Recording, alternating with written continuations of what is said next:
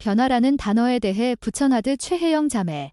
오래된 저만의 단어장을 펼쳐보았어요. 좋아하는 단어와 싫어하는 단어가 담겨 있었어요. 제 삶의 가치, 소망하는 것들, 삶을 대하는 태도, 개인적인 경험들에서 하나씩 건져 올린 단어들이지요. 좋아하는 단어 중에는 변형, 변신기 있네요. 나는 어느 만큼이나 새로운 피조물로 변화되고 변형되어 왔는가 생각해보게 하는 단어들입니다. 좋아하는 것도 싫어하는 것도 아닌 단어도 있네요. 표현하기 부담스러운 단어, 진정으로 라는 단어예요. 20대 때 절대 이 단어에 뭔가를 담아서 표현하지 말아야지. 이 단어는 아주 위험해 라고 생각했었어요. 너무나 순도 높은 단어이기에 함부로 쓰는 게 부담스러웠기 때문이에요. 하지만 침례받고 신앙생활을 하면서 진정으로라는 이 단어가 저 자신과의 대화에서 일상어가 되어버렸네요. 좋아요. 진정으로 하나님을 신뢰하고 있는가? 라는 질문을 스스로 해왔던 것 같아요. 어느 카톡 대화방과 관련된 이야기를 잠시 들려드려도 될까요? 좋아요. 제가 예전에 많이 불편해했었던 지인들과의 단체 대화방인데요. 수십 년 직이었는데도 제가 힘들어했던 이유는 그 방에서는 누가 더 불행한지 경쟁하는 불행 배틀이 펼쳐졌기 때문이에요. 그것도 수년간. 친구들은 오로지 불행한 부분에만 초점을 맞추는 모습이었어요. 이런 대화방 분위기가 저를 지치게 했어요. 심지어 그들을 만나러 갈 때 하나님께 기도를 드린 적도 있어요. 그 대화방에서는 제가 시련 속에서도 느낄 수 있는 기쁨을 얘기하기 어려웠어요.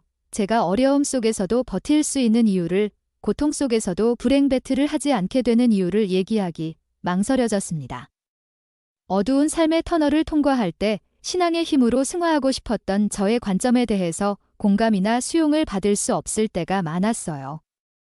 감사를 지니고자 하는 다짐을 얘기하면 현실을 모르는 낙관주의자로 비쳤고 비웃음이 돌아와 당혹스러웠던 적도 있어요. 그래서 그 대화방에서는 바람 불어 넘어질 때 다시 일어설 수 있었던 제 삶의 작은 기적들에 대해 나누는 것을 주저하게 됐던 것 같아요. 의심하는 것처럼 눈을 옆으로 가늘게 뜨며 기적의 빛을 가리는 듯한 모습에 설명할 의지가 꺾이곤 했어요. 그런데 어느 날 하나님께서 저를 깨닫게 해주시더라고요. 제가 시련 속에서 느끼는 기쁨을 얘기하기를 멈칫하게 되었던 이유가 단지 그들의 태도나 인생관 때문만은 아니었다는 것을요. 시험의 시기에 나 자신도 하나님과의 관계에서 의심하고 문을 닫았던 적이 있다는 것을 회개하게 해주셨어요. 어둠의 안개 속에서 방황하는 내면의 또 다른 나의 모습을 저는 알고 있었던 거예요. 하나님께서는 저의 모습을 보게 해주셨어요. 저는 침례를 2011년에 초등학생이었던 큰아이와 함께 받았어요. 이제 제 신앙의 나이는 13살이 되었네요. 좋아요. 지금의 저희 내면을 들여다봅니다. 감사하게도 세상을 바라보는 저의 렌즈와 시선이 조금은 변화되었다는 것을 느껴요. 세상의 책들과 세상의 사람들과 교류하면서도 복음의 창을 통해 바라보고 복음의 틀로 거르게 되는 것 같아요. 자기 삶의 의미와 목적을 알기를 원하는 수많은 세상 사람의 고민을 접할 때마다 나는 그런 고민에 대한 답을 가진 사람이구나 깨닫게 되고 감사한 마음이 듭니다. 나다운 삶, 나의 세계는 이제 신앙, 하나님과의 관계를 빼고는 생각할 수 없게 되었구나.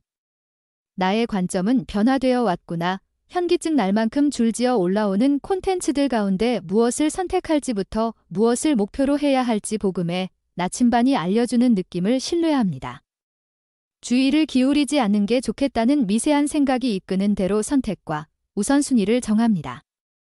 어느 자매님께 사랑에도 1에서 10단계가 있지 않겠느냐고 말한 적이 있는데요. 하나님의 자녀라는 정체성에도 점진적인 과정이 있다면 이제 한 단계 더 하나님과 가까워진 저를 느낍니다. 하나님의 자녀라는 정체성을 아는 것은 내면의 갈등을 줄이고 그 에너지는 기적의 출발점이 된다는 것을 알고 있어요. 물론 그 기적은 하나님의 자녀와 예수 그리스도의 제자로의 성장이라는 더 큰 목표를 가지신 그분이 허락하는 방향임을 배웁니다. 단순하고 아름다우며 위대한 복음의 반석 위에 더욱 단단히 제 삶을 가꿔가고자 하는 꺾이지 않는 저의 소망은 이제 그 대화방의 지인들에게 존중받고 공감받고 있어요. 그뿐만 아니라 이상하리만치 제 입이 아니라 지인의 입을 통해 천사와 삶의 기적과 신앙에 대한 진지한 질문 등이 자주 나눠지고 있어서 기이합니다. 좋아요. 저는 이제 세상에서 배웠던 언어의 의미를 다르게 이해하게 되었습니다. 이곳 복음의 세계에서 배운 복음 언어의 의미로 덧씌워지고 뒤바뀌어졌어요.